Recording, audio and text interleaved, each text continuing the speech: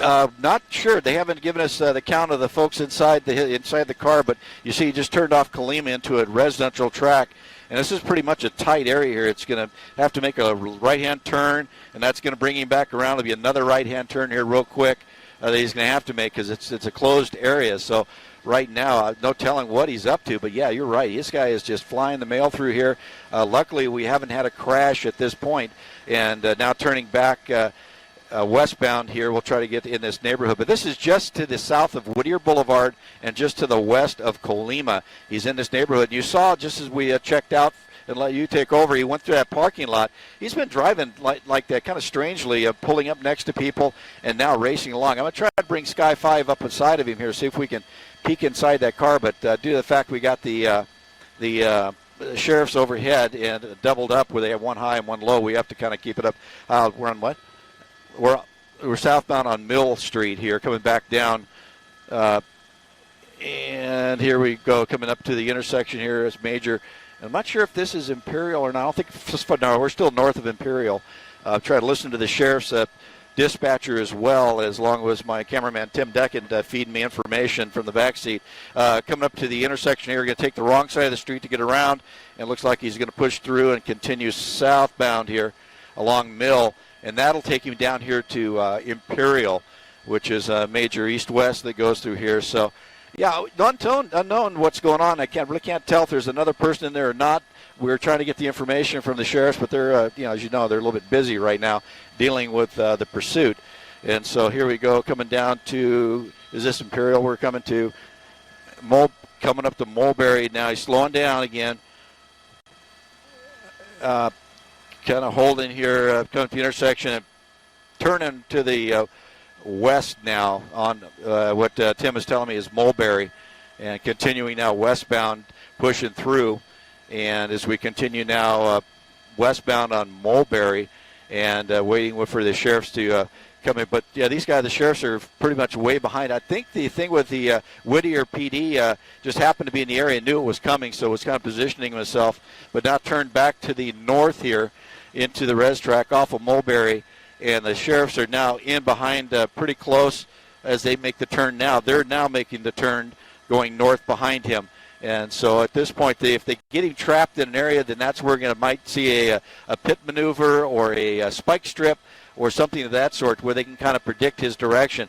But he's coming back up. There's a unit kind of sitting right there backing up. Oh, he kind of turned towards that unit, and you see the officer getting out with his gun and then kind of pulling away and working its way back up to the next major intersection here. So he's coming back up here. We'll see what he does when he gets up here to the light. Then going to make turning westbound Lambert. So continuing on. But you saw kind of a dangerous thing there where he kind of slowed and kind of veered towards that police car as not knowing what he's thinking, but the officer taking reactive measures there, coming out with his weapon. But the guy luckily turned away. So westbound Lambert here, and you can see one person in there. Now I'm getting in kind of a good position where maybe I can peek through that front windshield here to look inside if we could. I don't see anybody on that passenger side. Mike, if you could help me out with that larger monitor in there, that'd help. But I don't. Yeah, great. Yeah.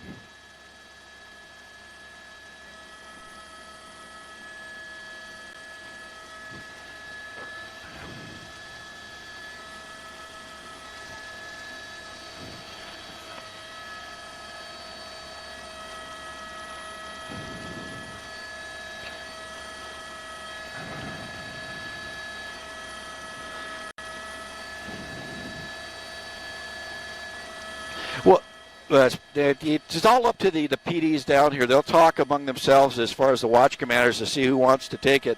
But more than likely, the sheriffs are going to stay with us since they have the manpower behind it and the air units overhead able to talk to him. Unless he gets into an area and just stays there, then Whittier would probably stay. But I guarantee you Whittier is back there in that group of police cars that's following him, just keeping track of this. But the control and command of the pursuit will more likely stay with the sheriffs due to the fact they have their air units overhead and they do have resources following him. And the direction and the distance this guy has gone at this point, it'd be better for the sheriffs to handle it so they can trade it off from area to area. But right now, we're talking about that cell phone. They call home. They call the police. We've had them to where they call the police, tell them, you stop chasing me, I'll pull over. And also, too, they also try to set up things with somebody else to help them out so they can get out and take off, like we witnessed in Burbank a couple weeks back, where the guy abandoned the car under the freeway, and his friend was waiting for him in that pickup truck, and the second pursuit took off. So you never know what they're going to do. And that's one of the things that I watch out for up here in Sky 5 reporting is if I see spike strips or something coming up, or if I hear something going on, I won't report it being set, because if he's on the phone with somebody, they can warn him of a spike strip or a roadblock coming. But right now he's turning north on Santa Fe Springs from Lambert, just really slow now, and the units are now catching up with him. We got 1, 2, 3, 4, 5, 6 police cars behind him. Most look like sheriff's SUVs, and we're kind of peeking in the window now to see what he's up to and see if he's on that phone. But it does look like he's talking, gesturing with his left hand, and maybe he's out of gas here because he has slowed way down, and or he's talking with folks that are telling him just give it up, because really all he needs to do right now is stop, cooperate, and just go to jail, and then the whole thing will be taken care of. But unfortunately, these guys don't normally think like that. As we continue up here, coming up to the next large intersection here with about 4 different directions coming off it. We'll see what happens when he gets here. But yeah, he's got the phone up to his ear, you can see. So it's all on him right now. How this is going to end. So hopefully he'll do it peacefully, pull over, and submit to his arrest. But right now he's going to come up the intersection, force his way into the red light here. Traffic is moving east-west. He's just forcing his way through, and here comes the sheriff's behind him. And now right out in the middle of the intersection here. So I hope he doesn't stop here, because that's going to be a mess if he does that. So sheriff's units staging behind him.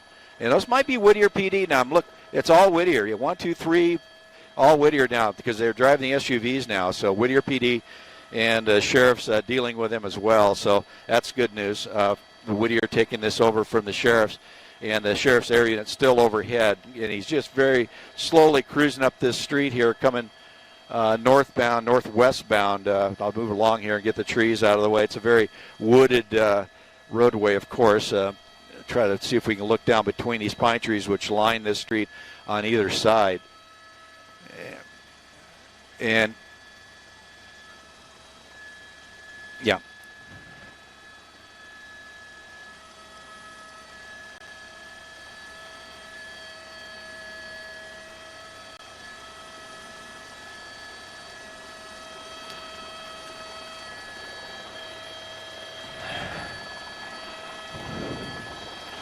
Yeah, we're hearing from over the dispatch frequency that he is on the phone with dispatch, and they're talking to him, probably giving him directions, just pull over and stop and let the officers and follow the officer's direction. That's all he needs to do.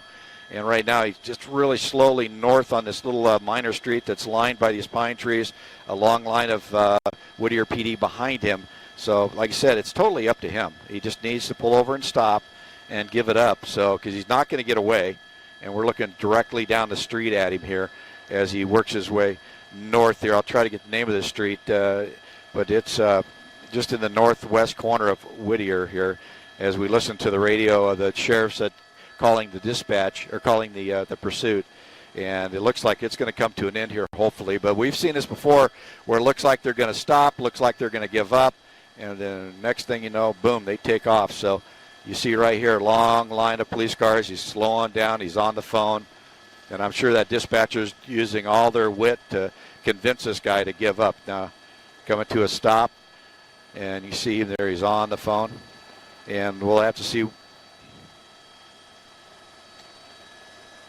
Right, yeah, you got to deal with this guy, because obviously he's not rational, and you're trying to tell him to do something he doesn't really want to do. So right now, it's just up to that dispatcher who, we forget about the first responders and dispatch being part of it. They do a phenomenal job dealing with folks on the phone when they're sitting in a dispatch center and only connection they have is that phone line. And you saw him throw something out there. I hope that was the keys, because that's what she'll direct, or he'll direct. Throw the keys out. That disables the car. And now he's looking back. So I saw something come out the window. I'm not sure what it was. I'm only hoping it was the keys, because that will end it here. And then they'll start saying, pay attention to what the officers tell you, follow their directions, and you'll be fine. Because people at this point get paranoid and will think the officers are going to hurt them if he gets out. You see him kind of reaching across with his left hand. Hopefully he'll get those keys out of the ignition and toss them out. But you see the officers directly behind him, and they've got traffic blocked north of him, so they don't have a crossfire door coming open.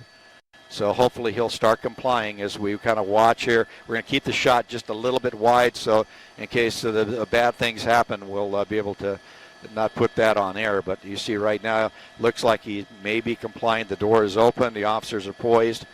And so now here comes the door out of the car. What he needs to do now is face away from the officers. And he's got his hands up back to the officers. They'll tell him to walk backwards towards them, bring them back towards him and get him away from that truck. And right now, let's see what he does. Still standing next to that door. And hopefully hands are up. Does he still have the phone up to his ear? Yeah. So we push in just a little bit here as he's facing away, and I'll be ready. There's hands up on the phone. He's looking back. They're now going to give him commands over the PA. He puts the phone down, and now hands up. Hopefully he just starts backing away. And see what they do here, and hopefully he complies with their commands. So it's, as I said before, it's all up to him right now how this ends. And luckily he is looks like he's complying. So just trying to watch his mannerisms, see if there's any impairment involved here with either being intoxicated or what. But we haven't got any information from the police departments on that. So, but it is a robbery suspect out of Whittier that started probably about 35 minutes ago, winding all the way up through Industry, all the way up through Hacienda Heights, and then back over the hill through the Colima Pass here to Whittier again. And so right now, still waiting for him to comply with the officer's directions. They're using their PA. So there's the pull up the shirt. Let's see your waistband. Make sure he doesn't have any weapons in his waistband. They may make him make a 360 or turn around, look back towards him. There it comes slowly. Turn around, show us your waistband, keep your hands where we can see him.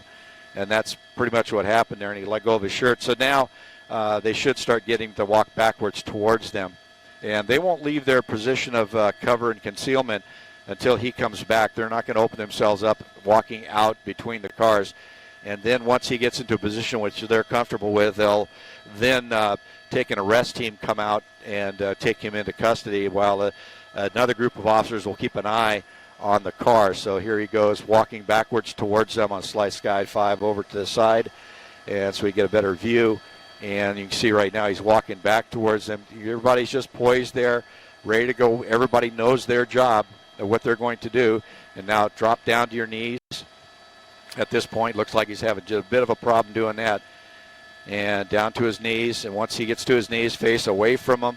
And then they'll slowly approach him from the rear and take control of his hands. So here he goes. Still on his knees. So might have him be, there it is, bend down, lay on the ground. Put your hands out to your side, cross your legs, and they do that to make sure he takes a little bit of a movement to get up and run. So see what he's doing. Hands out to your side. He just pulled his hat off for whatever reason. So still with his hands. Now they're going to, here comes the arrest team. Come up, take control of the hands, handcuff him. Once they get him handcuffed, then they'll do a search. So looks like this pursuit came to a peaceful end. Luckily, nobody hurt by his erratic driving. Suspect wanted for a robbery here out of Whittier in custody in the northwest portion of Whittier.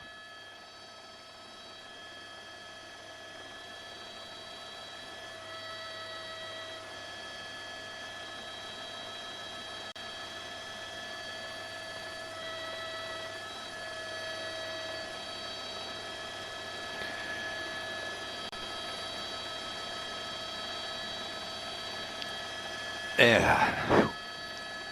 Did we figure out where we're at? Did we figure out where we're at on this little street? Okay.